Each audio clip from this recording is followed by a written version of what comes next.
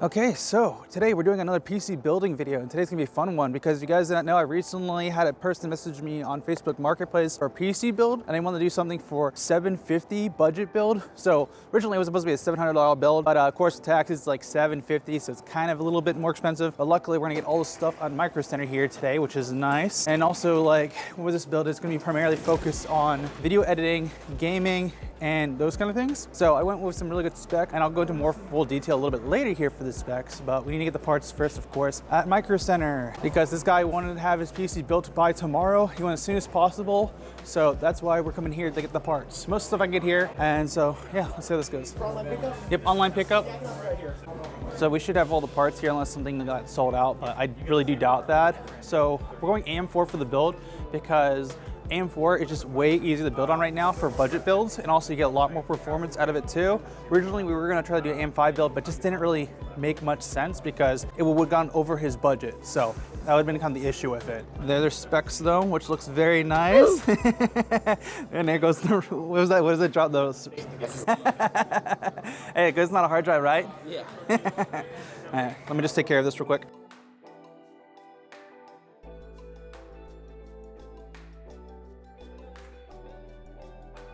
Now that we're back in the studio, let's go over our specs. So first of all, for our CPU, we went with the Ryzen 5 5500. This is a 6-core, 12-thread CPU with a low TDP, but has great performance. And the nice thing about this is, since it's a budget build, we want that Wraith cooler included, so we don't have to spend money on a cooler in itself, which will keep the CPU perfectly cool. Now for our RAM, we went with Corsair Vengeance 32GB kit, 32 megahertz. I was gonna go with 36 megahertz, but I couldn't find 36 megahertz to buy today, so I can give him the PC tomorrow. So we went with 32 instead, but this will be great for video editing since he wants to do that. And for our boot drive, we went with the crucial P3 Plus 1TB drive. This is a Gen 4 drive, which is gonna be awesome for his actual PC for video editing, loading stuff on it. Especially if you're working with bigger files, you don't want to use a hard drive because once you get into that 5 to 10 gigabyte range for your files independently, it can really slow it on down. So this will be great for video editing. Now for the motherboard, we went with the B550 Tomahawk from MSI. This board's got everything. It's got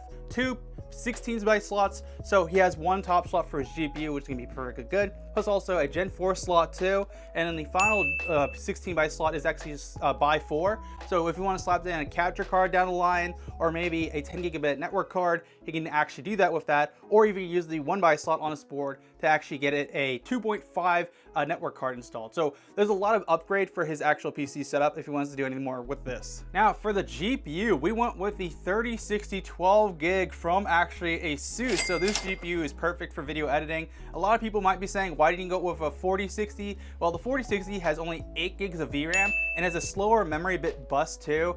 So it didn't really make much sense for video editing since he wants to be able to game and video edit. And this little GPU is just absolutely amazing for video editing. It's actually what I currently use in my workstation, and it's just an absolute beast. So I went with this since I know it works. It's also just great for gaming too. Now the power of our PC, we have the power spec 650 watt power supply. This is bronze rated. This is actually Micro Center's in-house brand. That's how they're able to produce it so cheap with an actual rating. So this will be my first time using one. Hopefully it doesn't explode, but we'll of course see what happens with this. I'm just looking forward to trying this on out. And for the PC case, we got the Monotech Mesh X3 ARGB case, or is it ARGB or RGB case?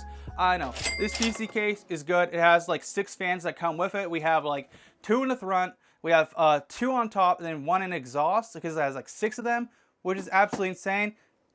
And there goes the RAM. Nice. Everything just keeps falling today, it seems. So this case will be perfect for his build. So here's the price of everything all together for our actual price list, and we will be building this live on my YouTube channel here. So you might be seeing the VOD after this video comes out, or maybe before. I'm not entirely sure when the VOD's going to come out, but let's get into the build process.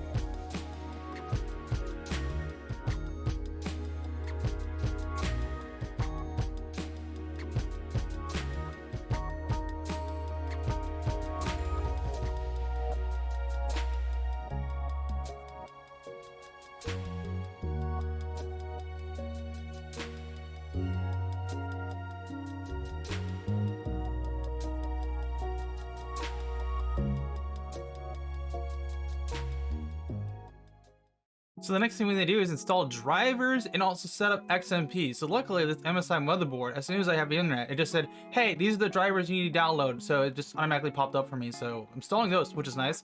The 1 gigabit Ethernet is working perfectly fine, but the 2.5 gigabit Ethernet is not working right now.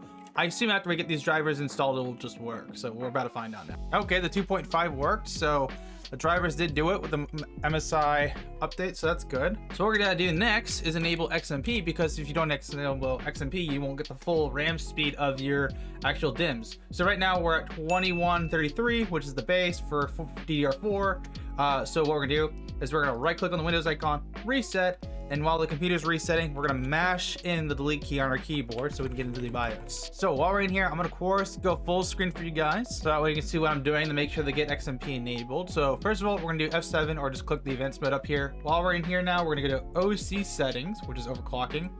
And then we're gonna go down here. Now we could enable XMP. What we're gonna do is do the DRM frequency instead of audio. We're gonna set this to 32 megahertz because that's what our RAM's rated for, and we want those speeds. Well, now we have that. What we can do is close this and then restart our computer, and then we should be able to log back in and check Task Manager. So Task Manager, we go to our RAM now. It's set to 32 megahertz, so that means he gets the max frequency while gaming. So the first game we're testing is Apex Legends, which is super exciting. I have the FOV maxed on out, everything on high settings, 8 gigs of VRAM, which I'm super excited about. Now originally I already did the game testing, however I had to go back and do it because I had to set a fan curve for the actual CPU, because we were actually hitting around like 80 to 90C consistently, because there was not really any fan curve for System Fan 6 for the CPU cooler, and this cooler for the stock one isn't particularly the best. Like, it works, but it honestly is better spending like $20 on a better cooler than using this one. So on low, we're hitting around like 140 to actually like 160 FPS. We are having some stutters here and there. That's because of the fact that the game has been weird. I've been on some like really bad servers today. I'm not entirely sure what are my odds with that, but to the very least, it's impressive. Now, what we can do to actually double our FPS in Apex is by making everything low. So what we do is keep our impact marks on high, we switch our effects on low, map the low, models high, then you can actually just lower everything else to the very bottom. And by doing this, you actually get significantly more FPS. This can usually be 2 times or triple the FPS possible. So with this, we should be seeing around 200 FPS when it actually stabilizes. So it usually takes a second for the game to register like, hey, he actually increased his settings, which you can just see, it actually just did it right there. So now over 190 FPS to 180, depending on the location, of course, and also the situation. But the amount of FPS we have now is way better and actually insanely good for us, especially since this game really depends on having a lot of frames to actually get the most advantage possible in a fight. These guys are just all in there, and that guy just ate a full ox to the face. So the next game we're trying is Marvel Rivals. Keep in mind, we are currently on ultra settings. 10 out of 10 would not recommend. High would be much better, but you can see by doing this, we're above 60 FPS. Because of this game, it's really fast paced and a lot going on. I played like one game earlier that tested it, and it's honestly surprisingly really fun. And Iron Man's kind of cracked, but you can see just doing a lot of this kind of maneuvers with some characters and like with all the jazz, it can really tank on the FPS. Where you're gonna notice the most actual fun with this game is setting it to low, entering it, and you'll see how much FPS we get. We are gonna get significantly more than 80 to 70 to 100. We're now above average around 120 to around 140 at times. So this is much better compared to earlier where it was acting weird. What you guys are doing? The good thing is we're averaging above 100 FPS now. The Hulk is not going down. Banner, get over here, bro. You're not getting away. Oh, I'm gonna back up. I need to heal. I'm in a very bad situation. I like how you can just fly around the map with like this character. Like, you can do so much. It's so nice. Oh, I'm gonna hide up here and heal, you know what I'm saying? And hell, I just got cooked by another Iron Man. Nice. But yeah, no, Marvel Rivals with this PC, very playable. It is super good. Not as good, I would say, as Apex, but it still feels fantastic nevertheless. Okay, next up, we got Fortnite. Now, keep in mind, I already have the game on unlimited FPS, on high settings for quality presets with DLSS. You can actually like changes to get more FPS significantly more by doing a few different first, but I'm gonna just like show you guys what it looks like with high settings. So while dropping, it's around 50 to 70, which is not really particularly the best. What you can do, if you really want to, is actually disable DLSS and just super resolution. So with that, looks good still, but yeah, the FPS is kind of better. It's not really that great.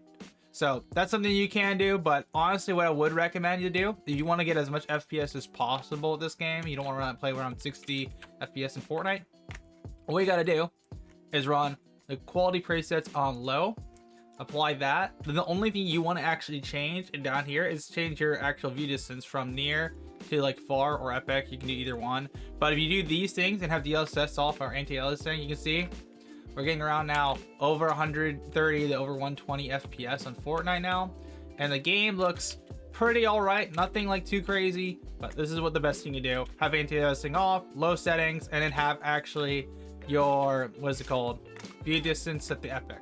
You can't set the high. You'll get a little bit more FPS if you set it, not high, far. You'll get a little bit more FPS, but it's not a whole lot. Bro, as soon as I grab the car, bro, somebody wants to pull up. Hold up.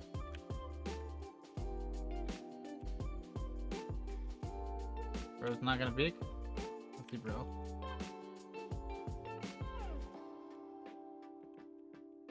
Actually insane, I missed every single shot in existence somehow.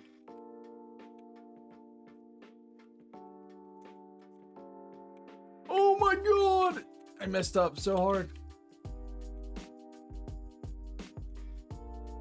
Dude, I really messed up my impulse so bad right there. I think in the... oh no, there's a kid. I'm stuck. Bro was in the tunnel, I guess, the whole entire time, bro.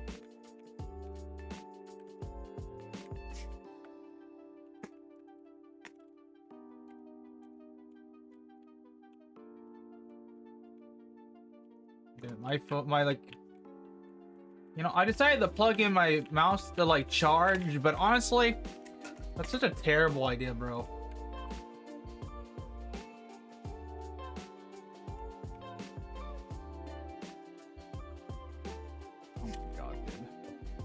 The problem with having a wireless mouse is you have to charge it occasionally. When you get to charge it, it really messes you up because like it just doesn't feel right. So close.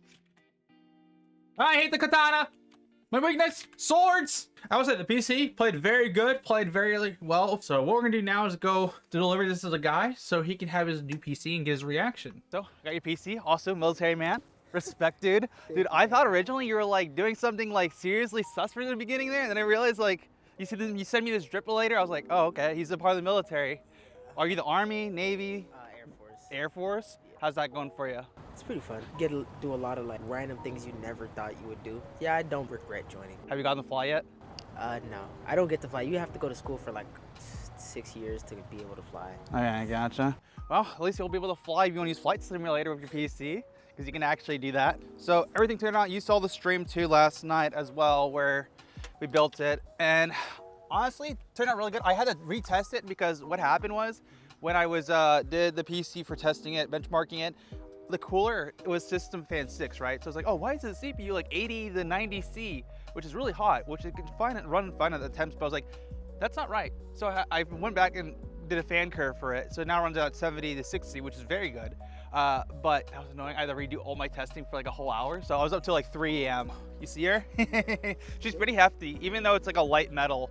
The fan front is not particularly the best because the metal is kind of looks very good. Dude, what's your thoughts, bro? I'm actually pretty surprised. For the price range, everything looks great. Well, you got to keep in mind that the case is like usually 65, but you didn't have to pay for that. So you save some money there and you can put it to your other components. We got you a better motherboard. So if you want to add a capture card, you can always add in that 16 by slot supports by 4, means like the slot size. So you can add like a capture card, you want to ever like stream or do something with it, or use it as a stream PC. So if you get another PC, you can do that. And the CPU is good too. And it's on AM4, so you can always upgrade it to do something else with it. And then you got enough RAM for the time being for video editing.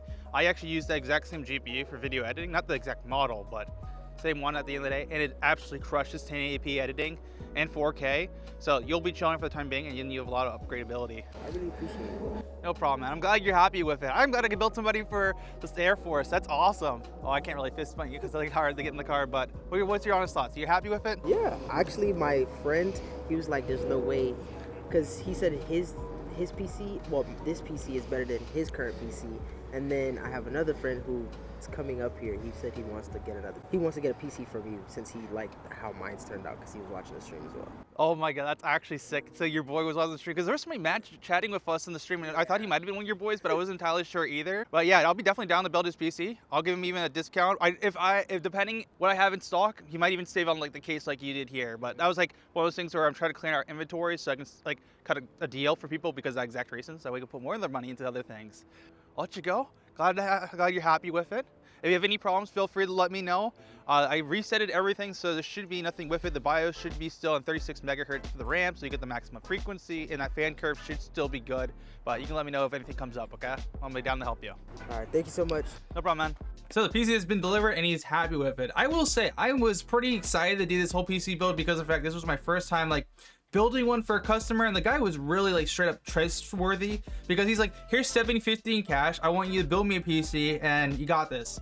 So that was crazy to actually happen. You just hand me $750 in cash, because I'm not gonna lie, if I handed somebody $750 in cash, I'd be a bit sussed out by it. But he was cool. He was really cool, and I'm actually excited now because like we actually built his PC live on stream, so we saw the process, how it was done. Plus you can go back and watch later if he wants to just see how he actually wants to modify anything, if he wants to tinker with stuff. I want to plan to do more of those, and we might be even doing his friend's PC soon. And I think when we do his friend's PC, we'll do like on a PC live stream, whole video on it and stuff. So I'm pretty excited about this. You know what I'm also excited about? 50 series is coming on out, so yeah, we're gonna do some videos on the new 5080 or 5090, depending on one I get my hands on. I might even go record me try to get it from Micro Center. So wish me luck on that one. But I'll see you guys for another tech video. Tech Grant out.